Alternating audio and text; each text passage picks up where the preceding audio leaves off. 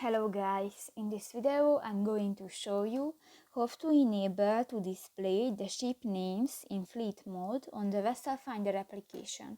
But first of all, I just want to mention, please don't forget to subscribe to our channel, because at 100,000 subscribers we are going to show you our YouTube revenue statistics and growth strategy, how to make money online. So let's jump into it. First of all, open the application on your device.